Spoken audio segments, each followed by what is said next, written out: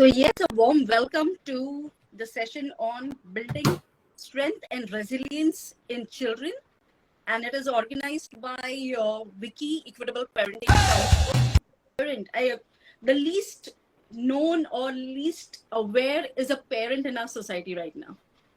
With respect to what do we as a parent require to do for our children, what is right, what is wrong. Shall we go ahead with the trending aspects that is in on Insta and FB and everywhere else by the so-called influencers, or are there any specific uh, initiatives which will really guide me during my parenting journey for a longer and a long-term impact on my children? So with that purpose, we invite experts to share their knowledge, their expertise with us. And we have been doing it voluntary basis.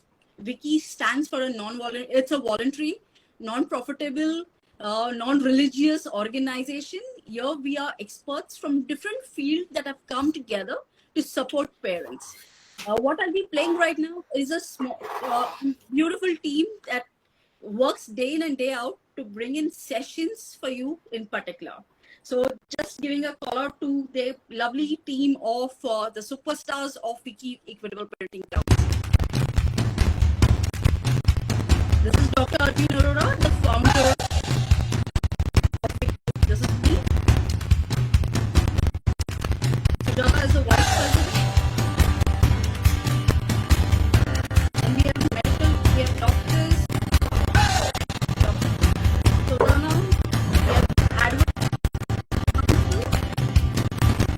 Dr. Janice.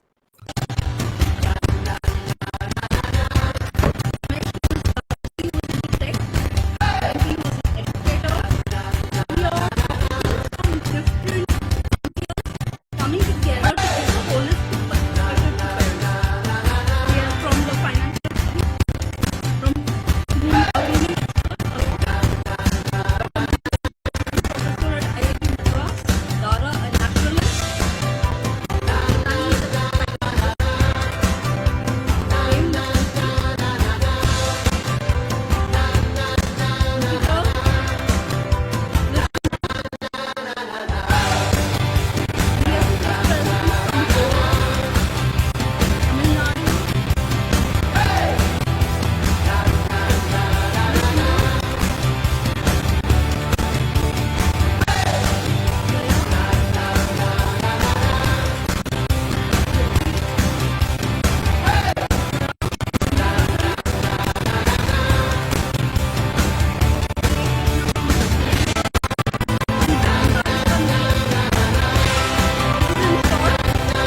our complete council. So now focusing on the topic, building strength. So what kind of strength are we talking about? Is it the physical strength or is it about something else? Today's session in particular is about emotional strength, mental strength.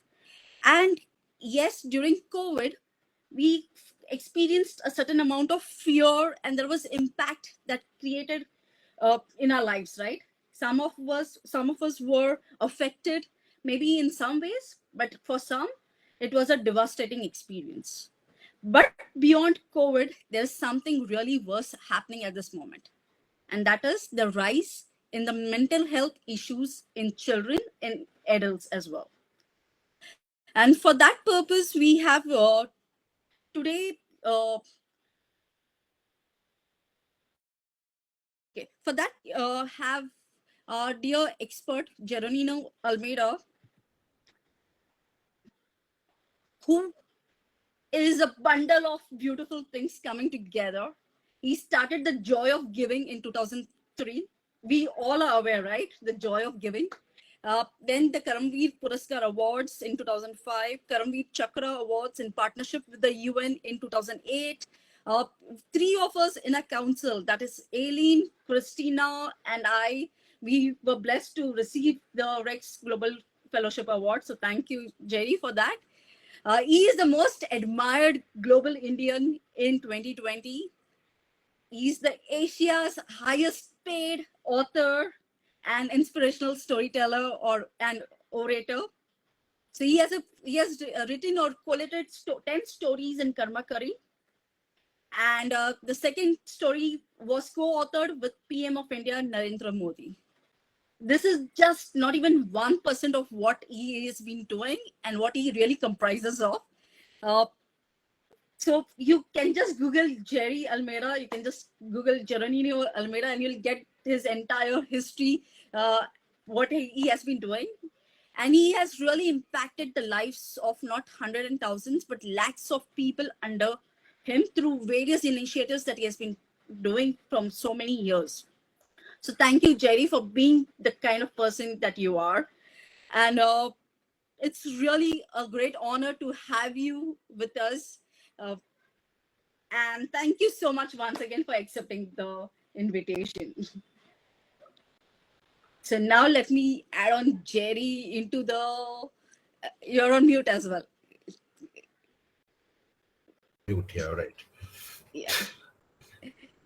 So what, so we'll be having, I know quite a few will be eager, what is this session going to turn out to be and how will that be? Jerry is going to take us through his personal life, right? And that is something that is very important for all of us. In the month of April and May, we had dedicated 2 months on a topic called prevention of suicide. And most importantly for us, on how we can support our children in ways that they really require rather than what we think they require. That there's a huge difference between their needs and what we think it's their need, right? So Jerry is going to take us through his story, is about his nephew, to be precise. And nephews, I think, are the most precious. Sometimes they're more precious than our own blood, our own children, nephews, nieces. And when I got to know, I was shaken off, and that kind of remained as an impression on me. And that's how I thought of Jerry during these months, so that he can come share his thoughts on it. And being an NLP practitioner, being into the field, talking to parents, talking to children, talking to corporates, how has his experiences, uh, like if there was a way to support his nephew, what he would have done, and what will he do to empower, what are the aspects that will help you as a parent to support your own children at home. And there are many educators as well here, from different parts of India. How can you as an educator also support the children under your care? And as per the UN study, most of the suicides take place between the age of 15 to 22 years, 22, 24 years in males. So that's a very striking statistics as well. So now handing over to Jerry. Jerry, looking forward to hear from you, from your experiences, your insights. Yeah, thank you as well. And like I was saying earlier when I think I was on mute, namaste once again, and thank you for joining in to everybody. Looking forward to learning with all of you. I am told that there are a lot of educators over here also. So I'm looking forward to getting your insights also. I don't know it all, surely. Yeah. But Azil, thank you, and I'm happy that I'm finally here because we've been stalling this for almost 2 months, I think. But Yeah. the reason was because I've been like busy with my travel and corporate trainings and the training programs that I do in organizations around the place. Uh, so to begin with, I actually got into the entire leadership coaching and training space because I love working with children. There's a very old saying that it's easier to build strong children than to repair broken men. And the fact of the matter is that broken women and men are preparing children for the future. And who are these broken women and men? These broken women and men are parents and educators. And what is the reason I say this? Because, if we want to change the mindset of the child who's at the apex of the triangle, you cannot change the mindset of the child without changing the mindset of the two communities who are at the base of the triangle, at the two cornerstones of the triangle.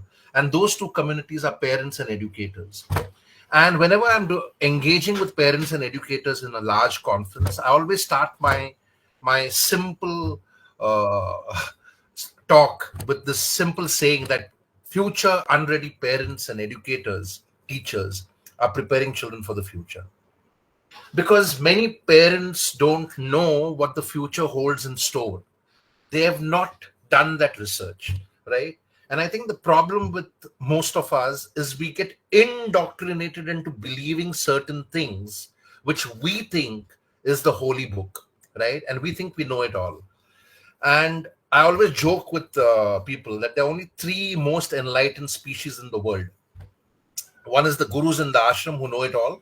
Even if they don't know something, they will say, I know about the farmer's bill. Even though I have not read it, I know it is good for the farmers. Well, if you don't know and what is written in the bill, how do you know it is good for the farmers? Now, don't ask me who said this. You can do a net search on this, right? The other is the managers in their cubicle. Very difficult for managers in a cubicle to say, I don't know to their direct reports, right? You'll see this in organizations around the world because they are also indoctrinated to think that you need to show that you know it all. Well, you're just another human being. You can't know it all.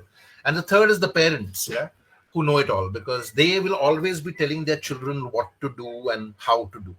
They're not making their children think about what more can they do.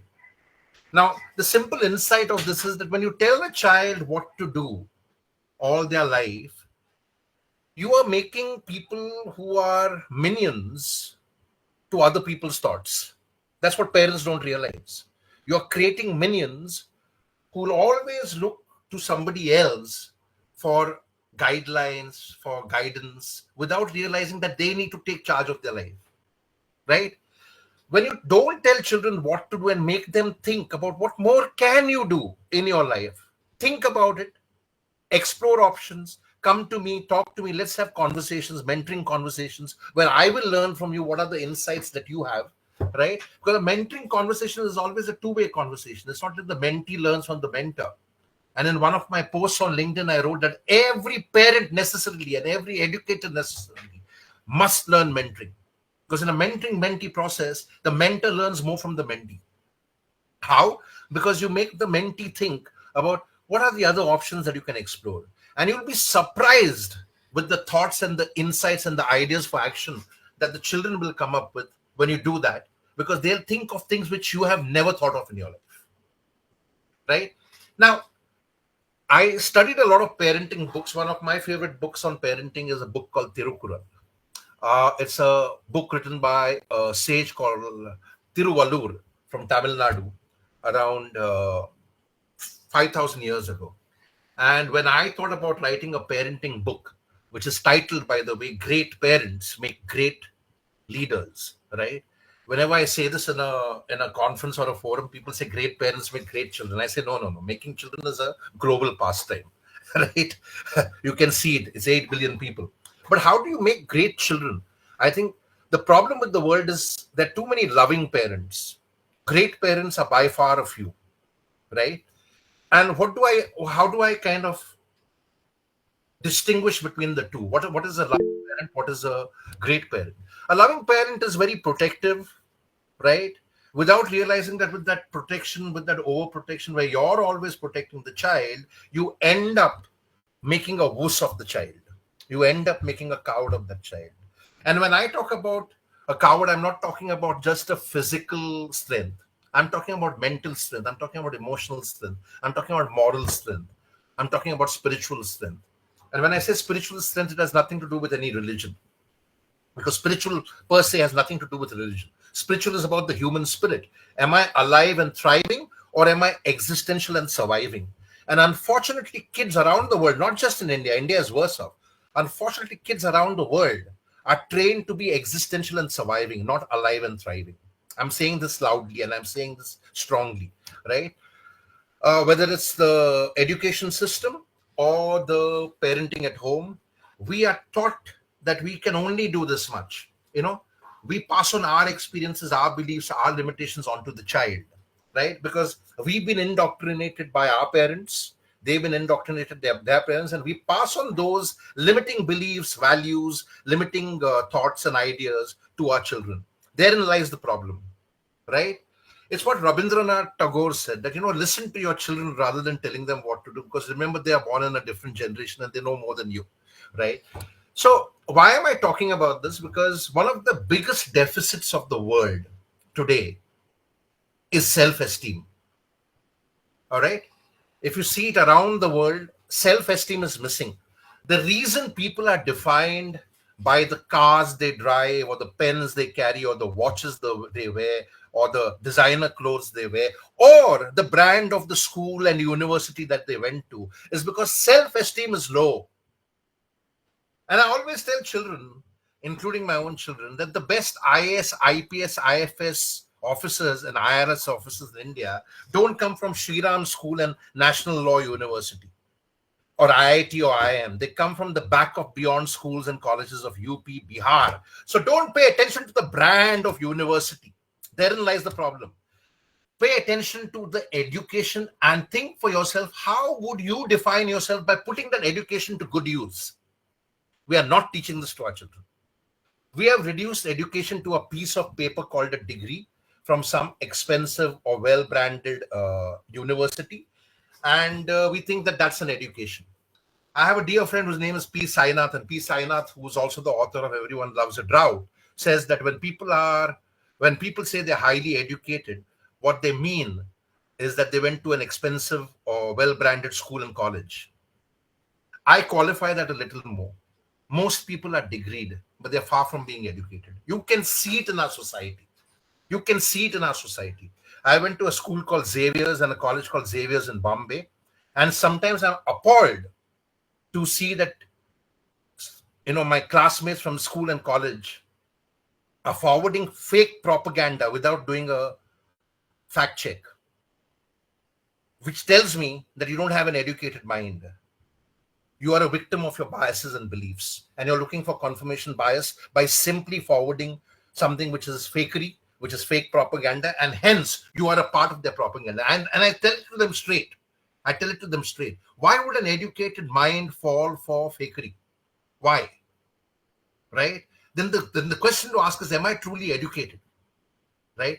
And I'll qualify that more, because when we tell children that you are defined by the school and the college and the degree that you get, right? Today, children are getting 100% in English literature. That scares me. This is not just in India, it's happening around the world, which means that kid has never learned, that kid has only studied, wrote it, and gone and given that exam and passed that exam. But can that child think? Is the creative thinking, logical thinking, rational thinking there? Which are the most critical skills of the future? Right? Or are we making that child into a zombie like you see in the zombie movies in the US? And I think that's what we are doing with children. We are making them into zombies. And you can see it around the world. The reason a lot of politicians, gurus get away with murder is because we've indoctrinated those people into zombies. They can't think for themselves. They can't think. The rational thinking, the reasoning power is missing. And I think that's very dangerous for human beings. It's what happens in psychological studies. It is called indoctrination, right? And that indoctrination, education and the brand of education becomes a part of that indoctrination, right? I tell stories of real heroes in my book, like William Kamkwamba, the boy who harnessed the wind, very dear friend and a hero featured in my Mojo Inspirator self-help book. William Kamkwamba built a windmill at the age of 13, which most MIT and IIT graduates can't do at the age of 30. Why? Because William Kamkwamba learned to learn. While many students from India go to a IIT, they get that engineering degree only to end up selling soap or financial products in banks. So if you didn't want to become an engineer, why did you take away somebody else's seat? These are big questions to ask. Huge questions to ask. Now, what happens to that child if she or he doesn't make the cut in IIT or Stanford or MIT? Their self-esteem is completely in that brand of education. And that leads to mental and emotional health issues. And that leads to suicide. What research shows you, Azil, is that 81% of students, this is a 2022 study in India, 81% of students in India have mental health problems. because of the pressure, not just parental pressure, but peer pressure and pressure from society to get that high percentage, which is absolutely useless in the long journey of life. I work with IT consulting brands, and recently, I won't name the company, one of your top Fortune 100 companies, told me, he said, Jerry, when I'm interviewing people for jobs, I've actually realized that students who work, who have studied from ITI have much more practical knowledge than students who have studied in IIT. It's a fact. This is an employer, a top vice president of a IT consulting firm telling me this. He's like, those IIT guys have no clue. They're just entitled fellows. They have no clue what to do with the circuitry. But the ITI guys knows because he's working on that in real time.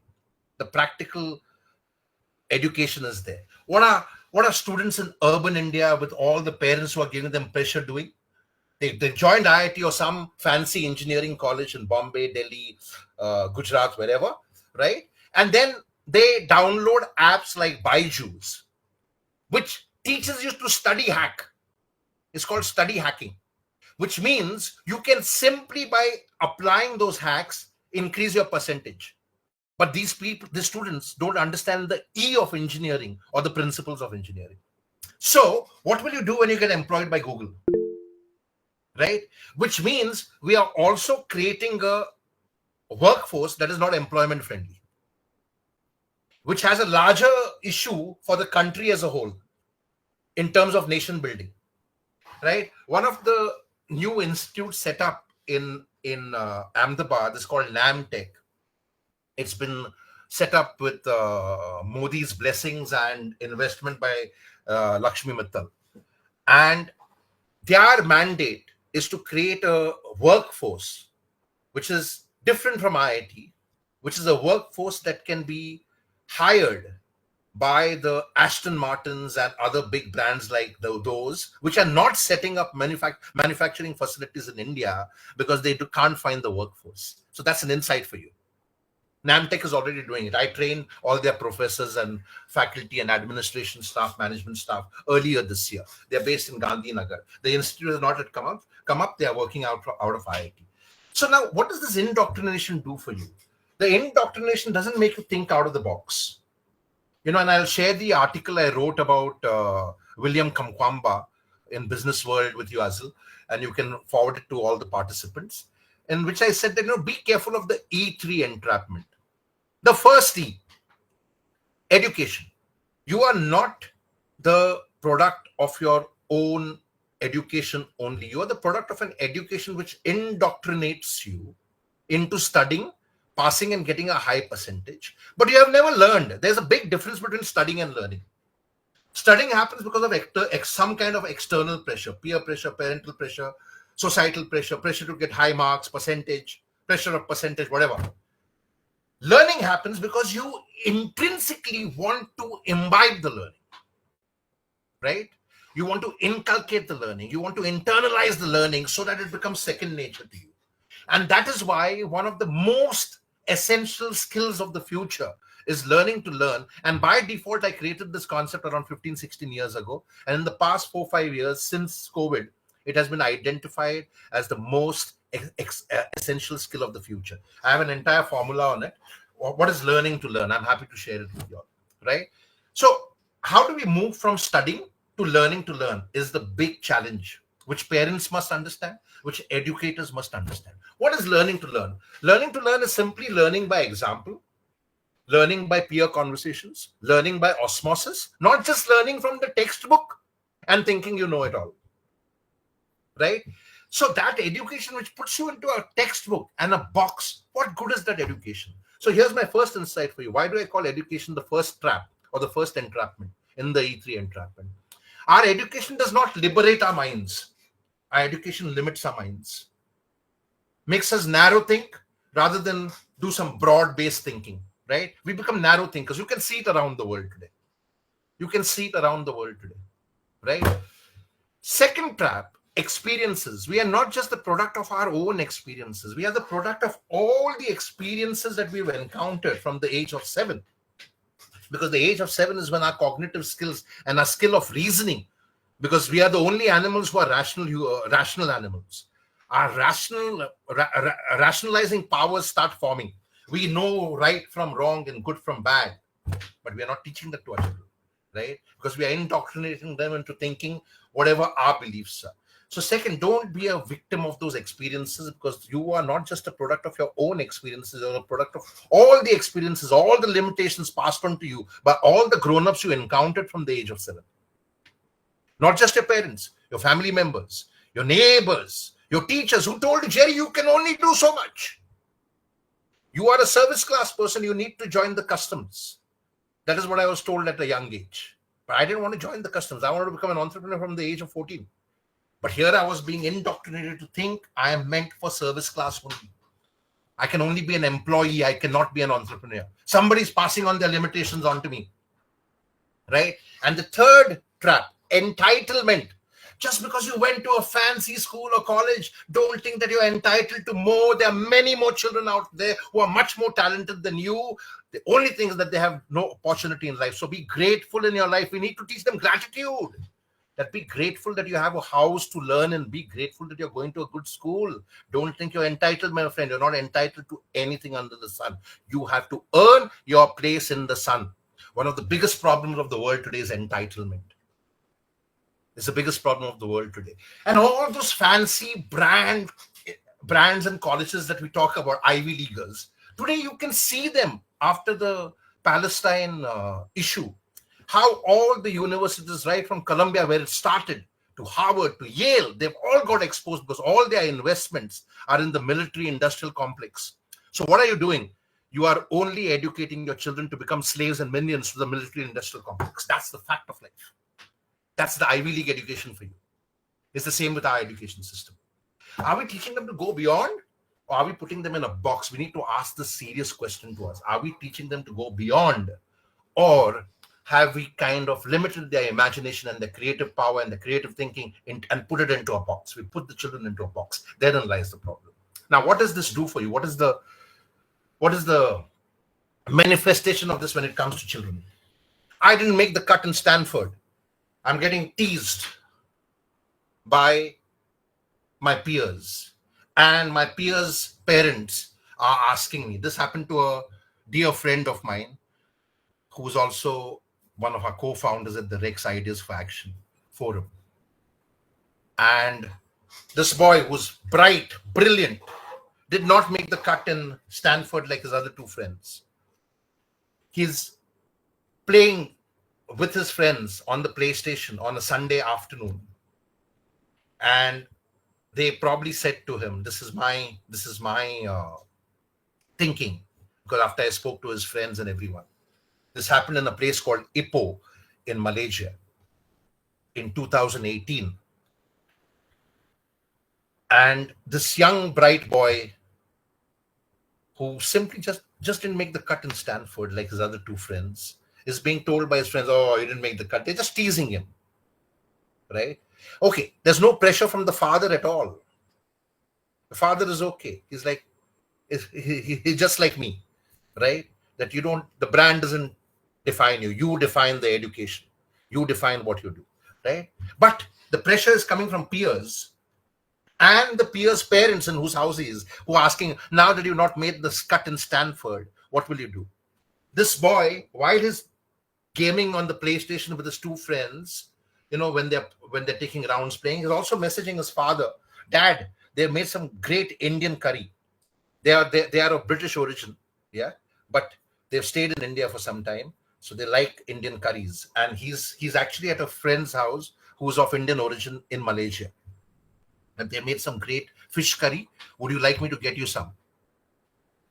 And his friend's parents packed some fish curry for this boy's father, and he's walking back now from his friend's home to his house. He doesn't take a cab, and his entire chat is, Dad, I'm getting you curry, I'm coming home, everything. Something snaps on the way. Something snaps on the way. He goes into a hospital, goes to the terrace of the hospital using the elevators, gets his fancy new jacket, which his dad had just bought for him, when they had vacationed a month earlier, takes that out, keeps his mobile phone and the curry over there, climbs up onto the terrace sill, and jumps from the ninth floor to his death in that hospital building.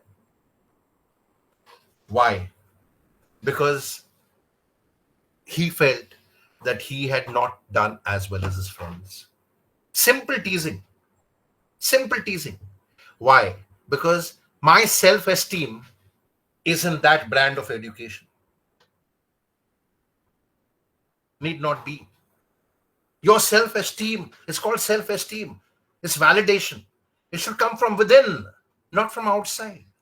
And why is the self-esteem low? This is a parenting issue. Because we are teaching them that self-esteem lies in the car. Self-esteem lies in the pen. Self-esteem lies in the watch. No! Self-esteem lies within you. You define who you are. Your car does not define you. Your education does not define you. Your school does not define you. Your pen does not define you. You define who you are. I think this is a very essential life lessons which parents must teach their children, that nothing else defines you but yourself. No one else can define you. Now let me connect this to what Tiruvalur says in Tirukural. If your children have poor self-esteem, it is because you advise them more than you encourage them. You never encourage them to go beyond. You are advising them that these are your possibilities. How do you know what her or his possibilities are? You're outdated, my dear friend. You don't even know what your possibilities are. Right? I work with them, so I know that there is a lot of truth in what Frederick Douglass says. It's easier to build strong children than to repair broken men, because I work with broken men every day. Broken men, women, and all genders.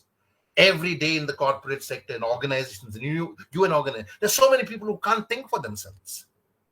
They're always waiting for guidance. That is why you have so much of dotted line reporting, functional reporting. Yes or no?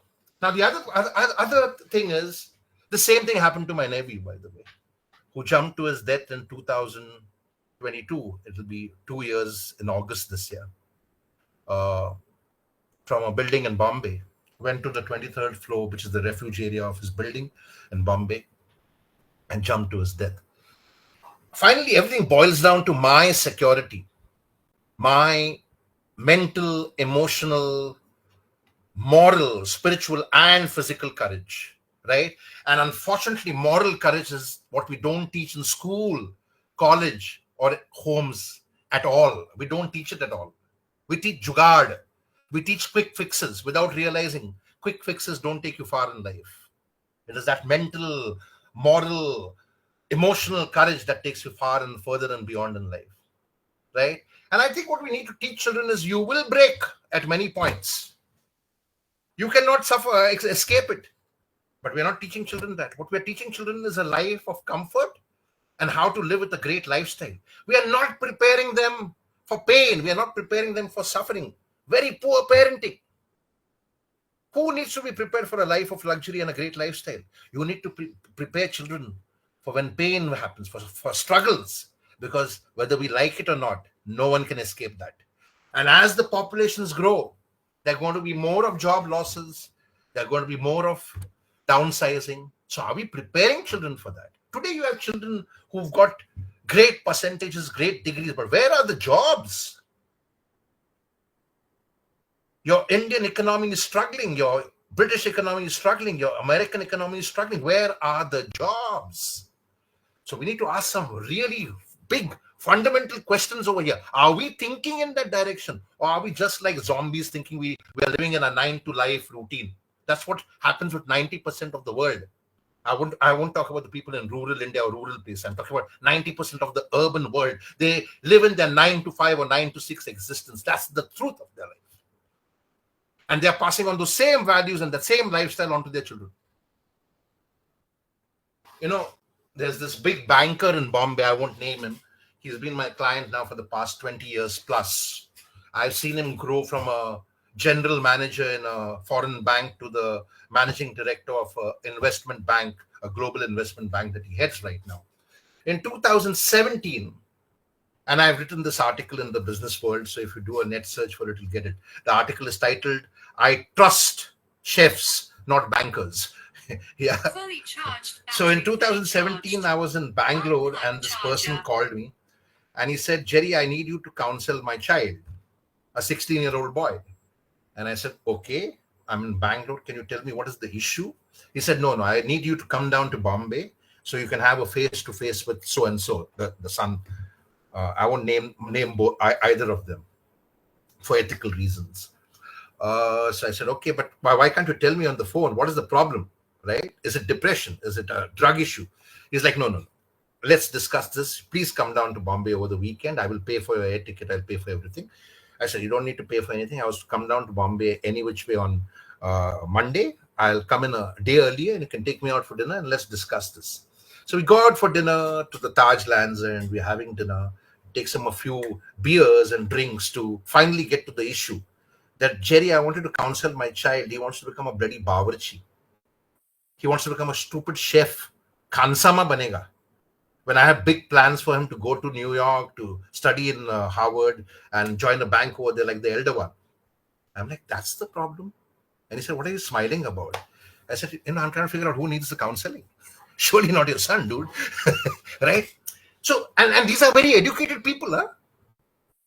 Right? Very intelligent people. But common sense is uncommon. Therein lies the problem.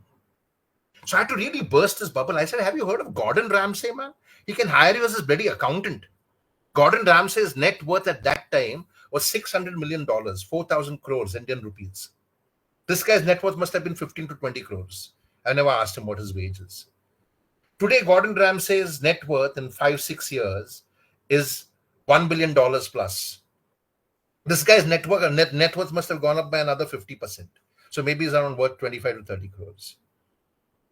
So we don't think that there is scope in other professions also, because we're still so outdated with our thinking, right? I encounter this a lot when I work with parents and educators. But Jerry, I want him to become an engineer. How can we get his math scores to go up? I'm like, yeah, get Byju's app. But he won't know what the principles of engineering are. That's not his acumen. That's not his attitude. He probably wants to do something else. So maybe he can become a gamer. Oh yeah? What is that? They don't know what a gamer is. And these are educated parents of Gurgaon and Bombay. I'm like, gamer, the guys who write codes, make games. Many gamers are millionaires today, billionaires today. Oh, is it? Tell me more. The moment they hear about money, tell me more. But I'm like, even for gaming, you have to write basic algorithms, ma'am. So maybe that also won't work for your child. Then like, what else do you think you can do? Ma'am, maybe you can become a bar jockey. Bar jockey? What is that? Oh, those guys, who make cocktails and throw glasses in the air in the bar. Come on, Jerry, what are you talking? What will my family members say? What will my neighbors say? So undignified. I'm like, but ma'am, bar jockeys nowadays make 5 to 10 lakhs a evening. And I know many people who have an income of 5 to 6 crores in a year who are bar jockeys. Oh, is it? Tell me more. But ma'am, what will your family members say? What will your relatives say? So we've reduced education and life to money and a career without realizing that neither of these actually lead to good health, happiness, or being liberated. So I'll stop with that. I can go on. And it's been a monologue so far. So yeah, I was just going to let's open the floor. tell you one thing. You spoke about learning to learn, but I think there's one more thing that somewhere we need to start focusing is learning to unlearn, especially when it comes to parenting. Right. Right. What and how to go about with unlearning. So I know as a parent that these are the things that are not really good. I can see if there are anger issues in me, I can see those anger issues in my children. If there is issues with respect to, say, failures, I know I can't manage failure as a parent. I can see my children finding it difficult as well. So how to go about as a parent with the thoughts of unlearning things that from so many years I in some way or the other has been dumped on me, and or else I have created my own image with respect to that.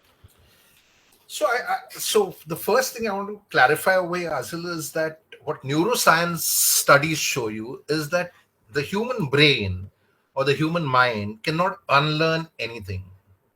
Okay, so unlearning per se is just a word.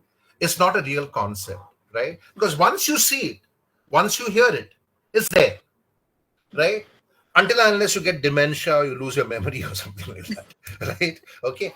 But what the human brain and human mind can do is learn to learn and relearn.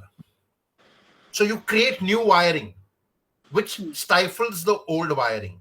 That is what we do as coaches, right? We basically tinker with the person's thinking, right? So when we sign a coaching contract with a coachee, as we call them, we charge a lot of money. I mean, some of us charge much more than what lawyers charge. So our first clause is don't expect any advice or solutions or quick fixes from us. That's not what we do. We don't give advice. We don't give solutions. If you want that, go to the guru in the ashram. And I promise you, it won't work for you, because human beings per se don't like advice. And who am I to advise you about what to do with your life, right? So you are stuck in a situation where you can't think how to go forward, right? My job as a coach is to make you think about your thinking so that you can think about how you can renew your thinking and improve your thinking. And with your renewed, improved thinking, you will be able to think of solutions to any of your concerns. So that's what a guru and a coach does. You help people to see the light in the darkness that they are struggling in. And once they see the light, you want them to become independent. It's not about making them dependent on you, that you keep coming to my ashram because I will show you the way. And that's why I tell people that if any guru or coach in the world can tell you who you are and what to do with your life, be very careful. We are frauds. Because there's only one guru in the world who can tell you what to do with your life. And that is you. Not even your parent, not any teacher in the school or college. It is you. So you need to really sit down and introspect. What is it I want to do? How can I go to the next level? That's what we do as coaches. We help you to go to the next level simply by making you tinker with your own thinking, right? It's what Socrates said in a very powerful way. I believe that Socrates is the world's best teacher, and that all teachers, educators, parents, gurus in the world should learn humility from him, right? And he said, I cannot teach anyone anything. I can only make you think. So if you're not making a child think, you need to work on yourself, that why am I not making my child think? Why am I always telling them what to do? Why can't I ask them, hey, what are your ideas? What are your thoughts? So you need to change your mindset, right? You need to be a good listener as a parent or an educator. It's not about putting children into a textbook.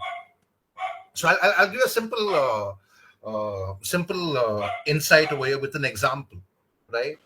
In many homes, you will see that right from kindergarten or class 1, class 2, which are the early formative years, this is when your brain really gets wired, right? It starts getting wired, like I said, from the age of 7. Most of the project work or the homework is being done by the parents. So what have you done with the child? You made that child dependent on somebody or the other for the rest of their lives. I can see it in the workplace today because somebody else did their project work, right? In our house, we decided we won't do that. And the first time I went for the parent-teacher meeting, I got a pinch because I see the Zoravar's project work was so untidy. I said, no, not only Zoravar's, there were 3-4 other kids. And I said, watch out, in the long journey of life, these are the 4 or 5 kids who will go beyond. The rest will be okay. And my words came true.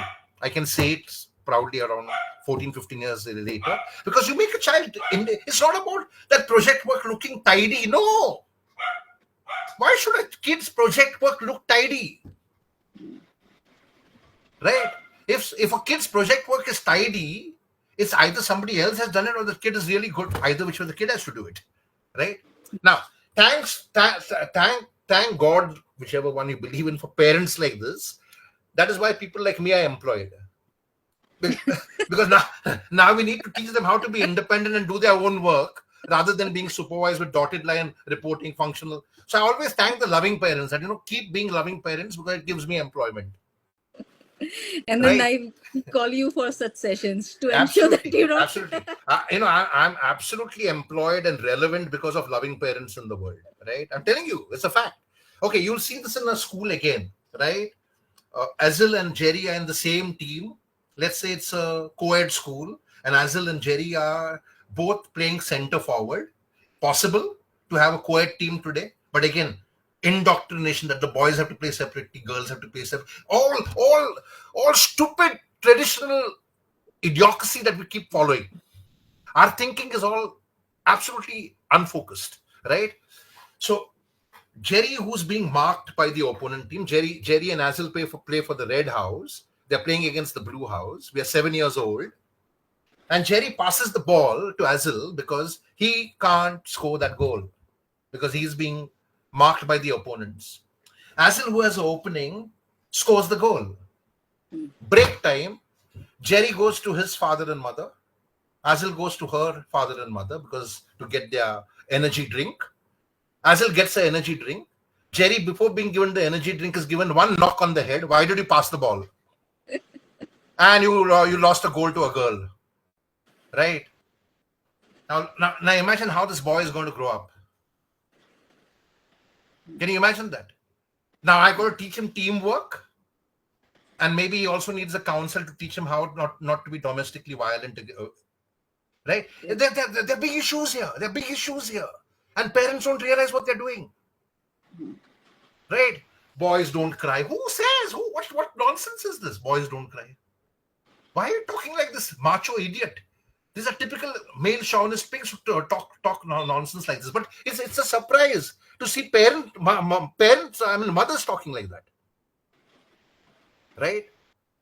I'd done a talk at one of your women's economic forum, and I had said more than teaching men how to respect women. In the talk, I said this. It's there somewhere on Facebook or YouTube. I said more than teaching men how to respect women in India, we need to teach women how to respect women in India. Women. You know what I mean? Because the way you're raising your children is all wrong, right? That son is always given more attention, and this is happening in urban households and places like Goa also, even today, right? I mean, the very fact that you have the highest incidence, highest percentage of female feticide in South Delhi and South Bombay should tell you a lot, right? So I think it's all related to social science, and we need to understand how we need to because I wouldn't even say relearn, Azil. I would say, how do we become more self-aware, socially conscious? I think that is what is important.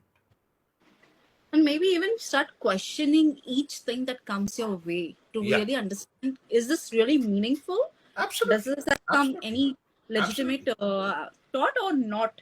Absolutely. See, Azil, I was born in Goa to two landlord families, right? Almeidas and the Torquatos. Almeidas is my paternal name. That's why I carry that name. And I added Torquato to my name later on. Torquato is my maternal family name. Both feudal lords, right? And I was taught from a young age that Christianity is the best religion, right? Now, so what did you do to this young mind who you named Jeroninio Francisco Torquato, right? I mean, whose consent did you get before giving me that name? And who gives you the right to slap your religion onto me? Right? And why do you keep telling me that we are upper caste, we are upper caste? So at a certain age, I had to question my family members. Are you guys really educated? You blindly believe that Christ was born to a Virgin Mary? Come on, man. And why do you keep telling me Christianity is the best? Just by saying that, you're sowing the seeds of discrimination in my head. Now, I've been very vociferous against what's happening in Palestine. I've been talking against Israel because the genocide the count has almost reached 200,000 people. In a school recently, I said, stop them to say flag of the school and flag of the country flying high. Flag of the country is man-made. Teach them to keep the flag of humanity flying high. Now, I have a lot of educated friends. These are guys who've been educated in Harvard, IIT, Manipal, doctors, engineers, bankers. Goan Catholics. I'm going to speak about my community. Jerry, come on. How can you take sides with the Palestine and go against Israel? They are the chosen people. That is their promised land. That is historically evident. I said, when the hell did the Bible become history, man? If you look at most of the things in the Bible, there's no historic evidence about it. So, educated people, the indoctrination takes over. The educated mind has been suppressed by the indoctrination. This indoctrination is very, very dangerous. So I had to ask my mother at a certain point, are you really educated that you think somebody is lower than us? Why are you teaching me such nonsense? I don't want to do this. Now I can't change everybody. My mother thinking like I can't change my uncles and aunties, but my mother thinking that, or my siblings thinking that was a problem. Many of my cousins think like that. Best to keep my distance from them. Because I find this to be very, very petty thinking, right? It's very, very petty. It's very, very bizarre. It's very, very beneath humanity. And if your religion does not teach you to be human, what good is your religion? Azil, do you practice Christianity? I do. Okay. When you go to church tomorrow, ask some of your Catholic friends what is the biggest teaching of Christ. Most of them won't be able to answer it. Therein lies the problem. We follow religions, we don't know the teachings, we don't practice. So if we don't know, how will we practice the teachings? Following religion and practicing the teachings are two different things. So I think the entire thing has to change. Most parents don't focus on a child's potential. They focus on the child's performance. The same loving parents come to work, managers they're called. They focus on the team members' performance, not on the potential. Your focus is all wrong. If you had focused on potential, the performance is automatic. It will rise. Yes or no? So Indeed. it's simple. These are called mindset shifts, paradigm shifts. Don't focus on the performance. Performance is a manifestation of potential. But you don't even know what potential means. What potential? Now, here is another big insight for you, and a lot of people don't understand when I say this, right? It is not your talent. It is not your competence. It is not your expensive education. It is not your degree. It is not your percentage. It is not your title. It is not your position and status in society, which takes you places and beyond. What takes you places and beyond is your character. And character is what they don't teach you in school, college, or home, especially in India. I'm saying this very straightforward, right? Because we are not a rat race anymore, Azil, and I don't blame the parents for being worried. We're not a rat race. We are fighting 1.4 billion germs. Indians, they are called, right? And those are the registered births. If you want to think about the unregistered births, that's scary. So it's a huge fight. But I think the power and the strength lies in understanding that we don't need to settle for traditional jobs. We can do much more today. There's so many avenues out there for one to explore. But if you've not taught children to explore those avenues from a young age, they're now struggling with it because it's too late for them to think that way. You're getting what I'm saying? Now they're looking for those jobs in that placement line, and there are no jobs out there, right? And it's very easy saying, oh, if we had a better political party, we would have had more jobs.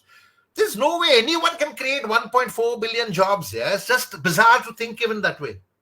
Let's face facts, right? I mean, UK, Britain is struggling today when their population is much less. I mean, it's a fraction of our population. They are struggling with jobs today, right? The US is struggling with jobs today. So I think we need to understand the big picture over here, and then work on redefining our mindset, which in turn will help us to redefine and reinvent the child's mindset.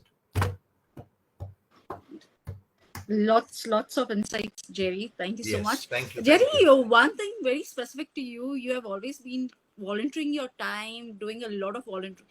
Is there any connection of volunteerism when it comes to child development? Do you see that, any kind of thoughts on that? So because you are an epitome of voluntary work. So right. Yeah. So before I shed light, I've written an article on this, and volunteerism teaches you to become natural leaders. We send them for camps. We send them for summer vacations. We send them for Indian Idol reality show. And I always say this, that, the West took our best practices and made it better, right? Volunteering and seva is our practice. They took it and made it better. You will see 7 years olds selling lemonade and cakes and bakes on the streets to raise funds for their favorite cause. Our 7 year olds are doing item numbers in Indian Idol shows. And I come from Goa, so I love my song and dance, but at what cost? And the parents don't even realize that for 5 minutes of fame, they put their children through that indignified nonsense and bollocks. I'm sorry, what those judges tell the children. The judges are such slime. You have scarred that child for life. Who gives you the right to create that trauma for the child for the rest of their lives? This is so wrong.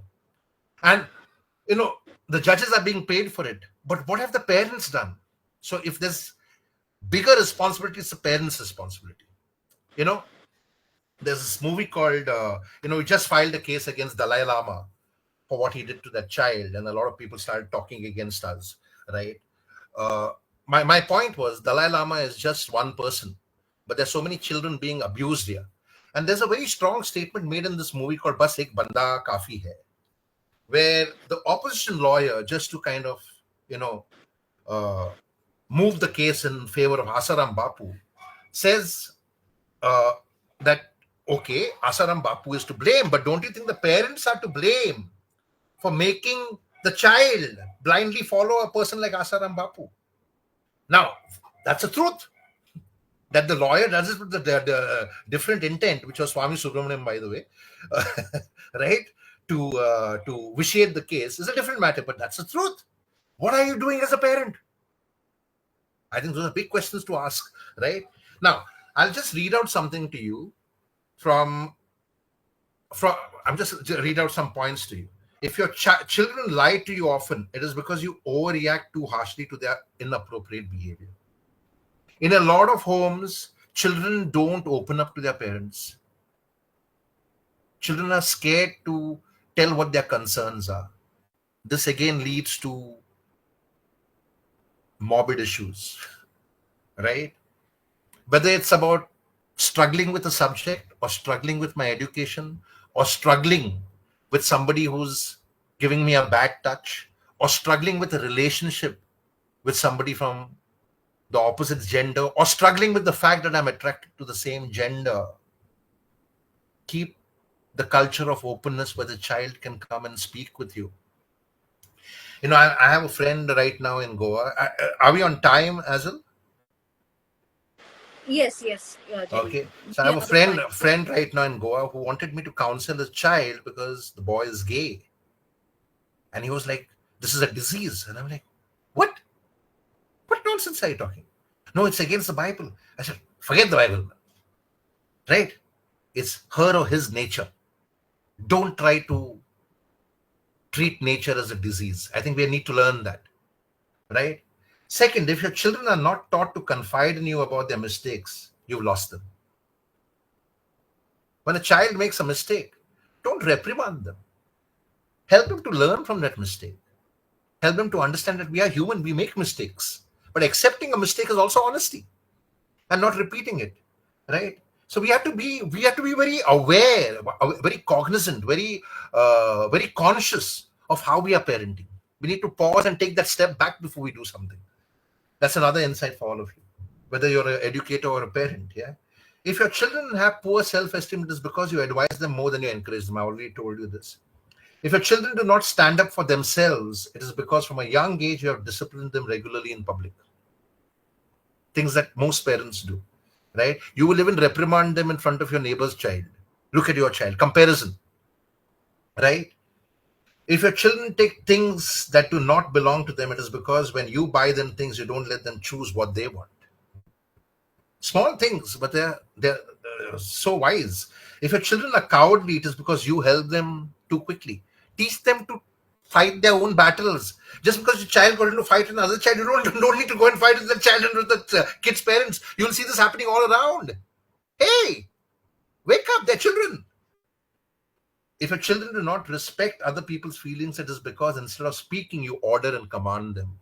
Small things make the big difference.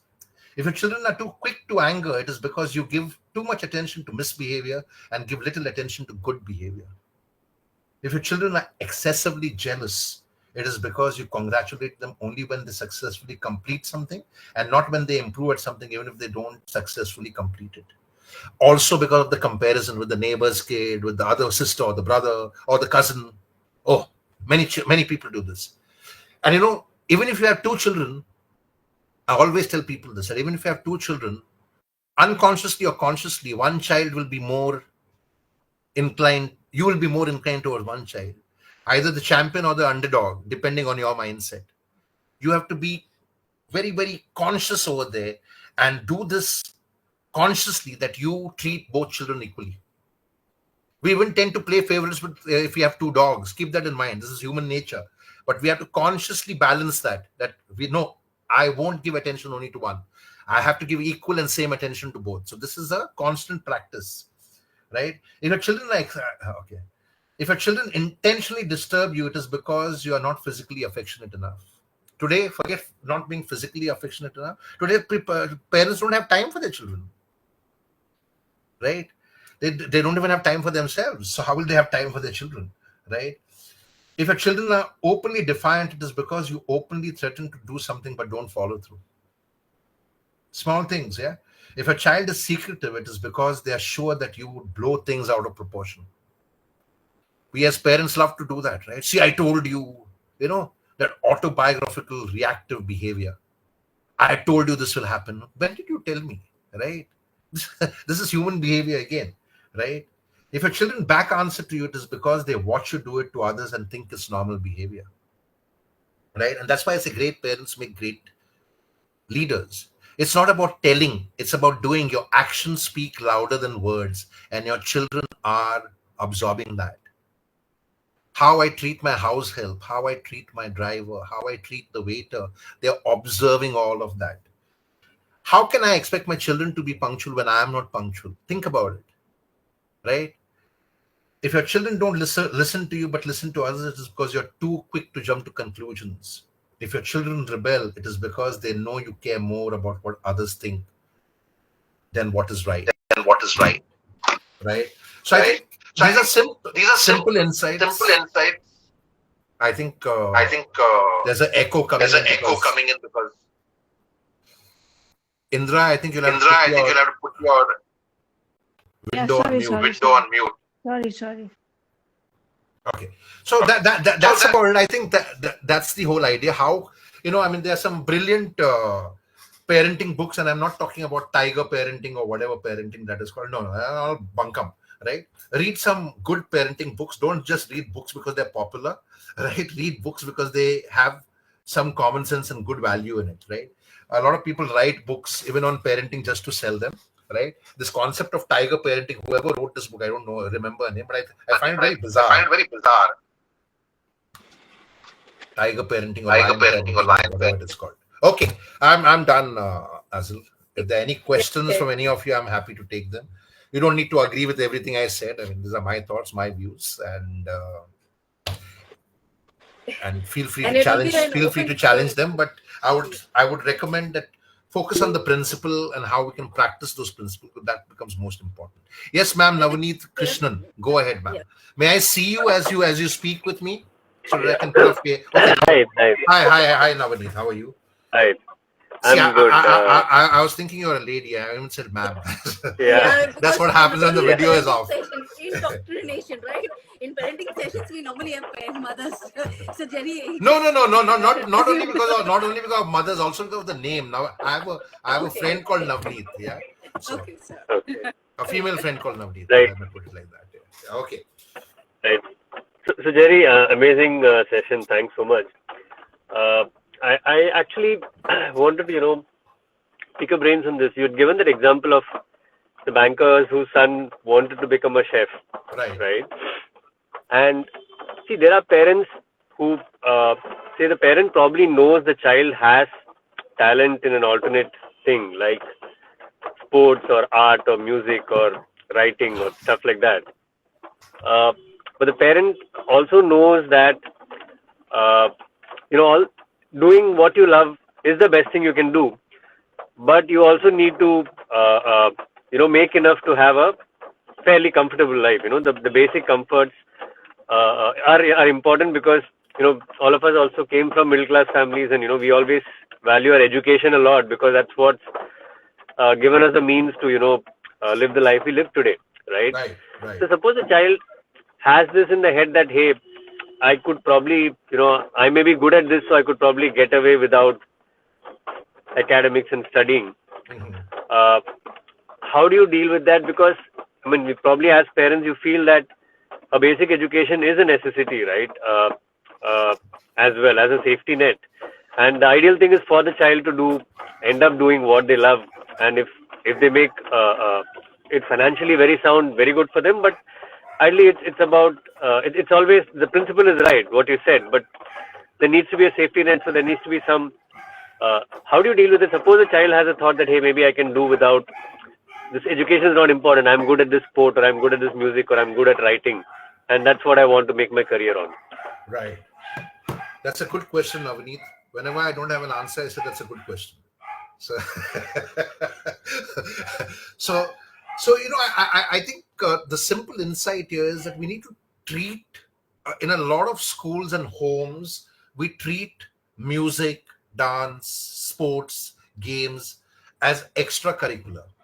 I think we need to shift the mindset over there and understand that it is co-curricular, right? Because when a child starts feeling good about doing well in something, it automatically inspires the child mostly to start paying attention to other things also. No one in the world wants to be a loser. I promise you that, right? And I think it's about having those, I'm your friend, I'm your guide, I'm your philosopher, but I'm also a parent, right? And that's why I say great parents make great leaders. It's about helping them to understand that, okay, I know you don't like this subjects, but you need to know how to get the balance there, because if you fail in this subjects, my dear child, you're not going anywhere, right? It's what you can learn from this girls soccer team, and I'll send you the name of the team, I forget. They had a coach called Anson Dorrance, who would tell them, okay, you're doing well in soccer, but I see that your academic scores are not so happening. So if you really want to play in soccer, you need to balance this out. Failing, which you're not playing in the school team, right? So I think we need to help children to understand, if you make this choice, what is the consequence? And if you choose to balance all your academics and sports and other co-curricular activities, what are the consequences of that? Easier said than done, I know, but I know it works. I'll just give you a simple example. Way back, there was a pharma company which retained me to do training programs for the teenage children of the doctors who were their preferred partners. Yeah. So this was like the give back as a pharma company to the doctors.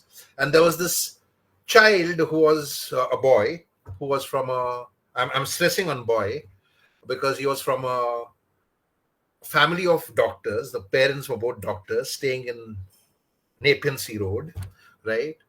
And the kid was from the time we started in the morning, he was a little cut off, right? He didn't want to participate, didn't want to engage. In fact, when I kept asking questions to different kids, when I asked him the third question, and I was asking all the kids, he said, "Why are you asking me so many questions?" I said, "No, the whole idea is to get answers from you, right? Who am I to teach you anything?" Anyway, even at lunchtime, he goes and sits alone. He doesn't sit with any of the kids. And I took my lunch last, so I also have the skill of going and instigating and provoking people. So I took my lunch plate and I went and I sat with him deliberately. And he said, "What?" I said, "No, I can see that you use the iPad." I said, "I've never used the Apple product in my life. I'm just trying to break some ice with him." And he said, "Oh, you don't know how to use iPad? Should I teach you?" I said, No, I don't want to learn. I don't think I'll use the Apple product ever in my life. But I said, "What do you do with the iPad?" He said, "I make movies." I said, "Okay.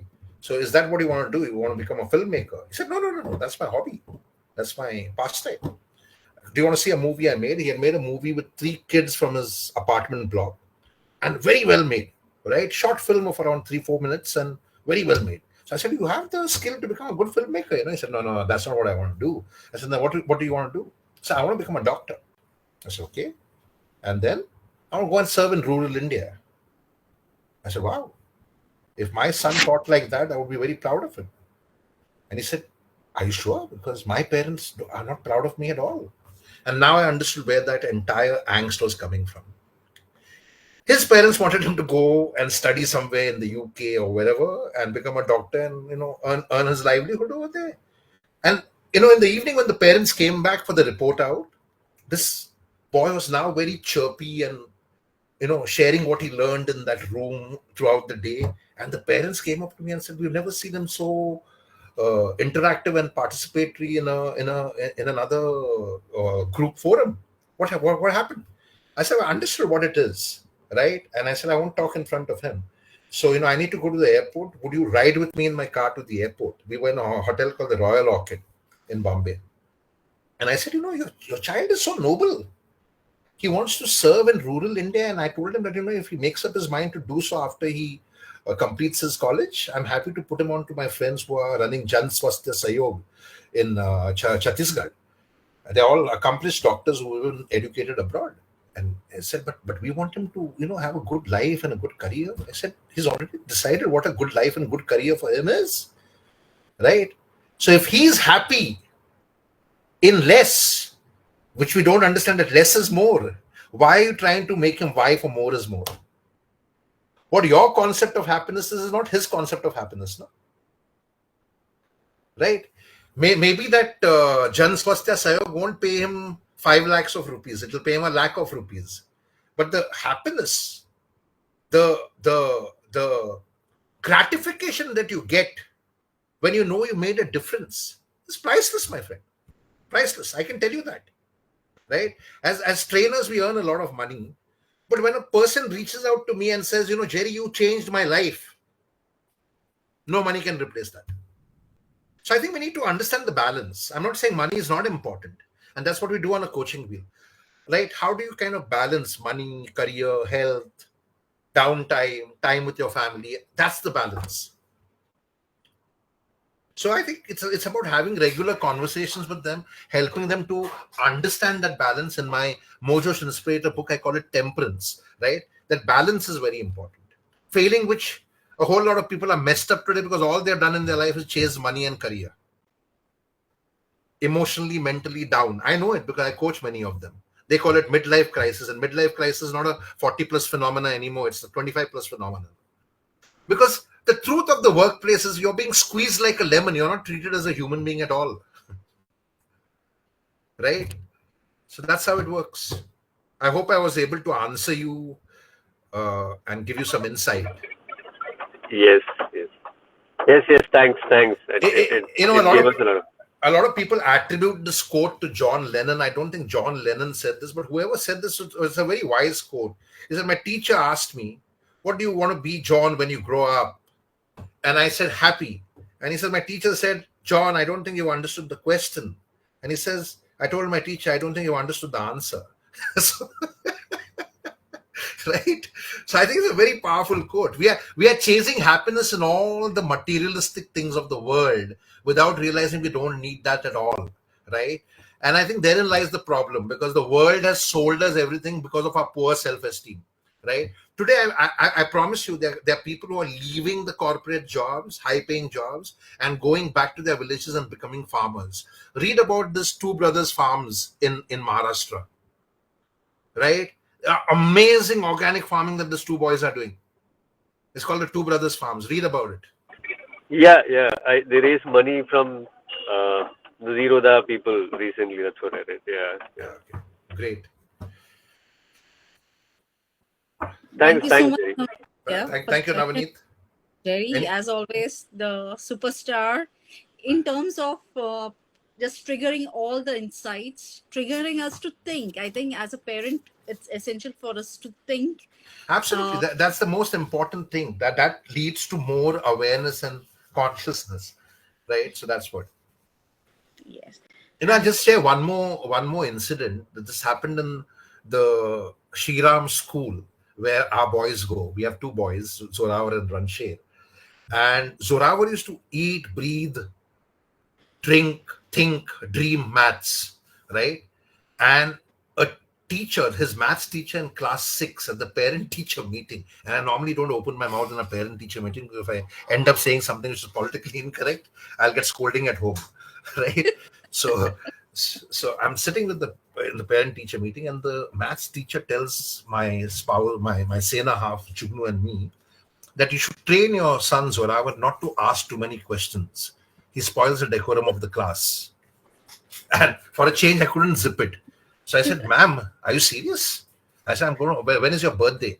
So I started on a light-hearted note. She said, "Why?" I said, "Okay, I'm going to gift you a book, which is Albert Einstein's autobiography, with a page marked in that where he says that I don't have any particular talent or genius. All I do is ask questions. And you're asking me to train my son not to ask questions? You're killing the biggest trigger of learning, which is curiosity." Right? Now, that was one maths teacher in class 6. In class 8, we meet another maths teacher who says, "Your child asks such brilliant questions. Sometimes I wonder whether I know my maths." Wow. So same ecosystem, two different mindsets. We have to be very careful of this. So that's what. How we think influences the child's thinking. And yes, even at home, our children keep triggering us to go beyond our skill sets. True. And Very true. we should be quite open and accepting that even our children can question logically and creatively as True. well. So True. I think that is, with this, would like to end. Thank you so much to everyone for joining. Thank you so much. If there's anything you want to ask me, or feel free to message me. Give me 24 hours to respond. Azil has my number, but I just put it up in the chat also in case any of you want to stay in touch. Do you have a chat in this group? Yeah, there is. So sorry, in the. Oh yeah, it is. Yeah, all right. There, I got it. So my number is 8285000262. I only use one number for everything, so feel free to stay in touch. I hope all of you enjoyed the session. Pleasure interacting with all of you. Pleasure learning with all of you. Though I did all the speaking, I think. Sorry about that, but she just got me triggered on starting and talking about it. But if there's anything that you want to ask me, feel free to reach out. So, anyone would like to say, just Jerry, if you have a minute or two, let's take 1 2 thoughts. Sure. Go ahead. Raise your hand. Would you like to go ahead? I have time till 6. I've kept myself free till 6, so I'm fine. Okay, thank you so much. Yeah, thank you so much for the session. And Meena, just listening to you, I just felt that you are speaking my mind. All those questions you raised, being a Brahmin girl, quite well, as you talked about Christianity, the same questions, I used to raise at my place.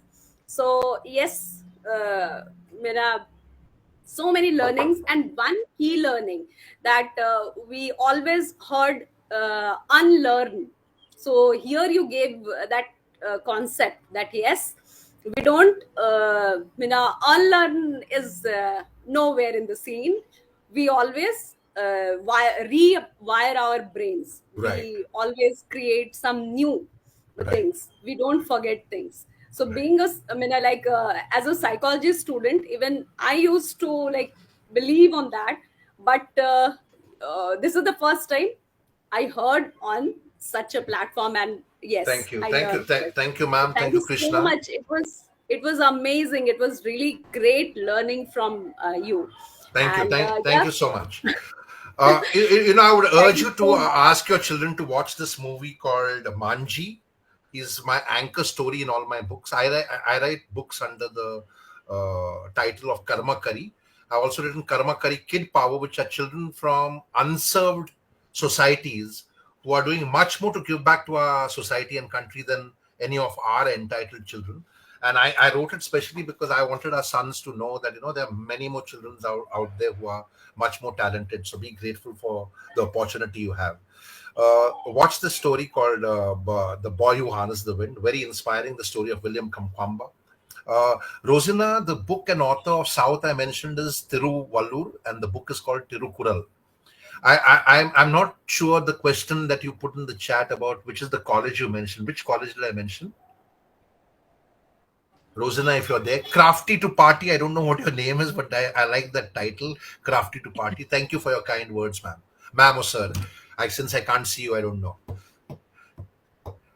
Yeah, I know her. She is a ma'am, actually. She is my friend, Niti Jangle. Okay, And okay. yeah, Okay, she is a graphic designer. The name of the Okay. movie is The Boy Who Harnessed the Wind. And Manji, the Mountain Man. Manchi. Yeah. So in my first book, there's the story of Lakshman Singh, who does natural engineering and has transformed over 500 villages in Rajasthan from wastelands into wetlands with pure agricultural science. He's also created a few environmental ecosystems with environmental engineering in Rajasthan, where 182 species of birds migrate every year. Lakshman Singh, from the year 2013, when my book was published, to now, has become a case study in many universities that teach agricultural science and environmental engineering, including Cornell University, which is the only Ivy League institute that teaches agricultural science. They have a degree program on agricultural science. And besides being a case study in these universities, many students pay their ticket and other fare and come for what is called a study excursion to learn from Lakshman Singh in a small hamlet in a place called Lapodia, which is in Rajasthan. And Lakshman Singh, in his white kurta and dhoti on a small blackboard, explains to the students who have come from the world over, who are staying in fancy hotels in Jaipur and go early in the morning to learn from him. It's got a small, the board, which is half the size of this Martin Luther poster that you see. And on that slate, he explains to them how they do agricultural science and environmental engineering. And the surprise factor, all the students who are learning agricultural science and environmental engineering, or studying rather, in top universities of the world, in India and abroad, are learning from a man who has never stepped into a school. Fact, not fiction. Right? So it's amazing what you can do when you learn to learn, because you can go beyond. Right? I wanted to share that insight with you. And those are the stories I tell in engineering school, that these are the guys who are doing real engineering. What will you do with your degree? So that's what. Yes. Okay. Hi Niti, how are you? No, not to worry. Yeah. So I get the name behind Crafty to Party now. Okay. Any other questions? I hope I've answered all the questions. College. Hi, so I have a question. Yes, Richard.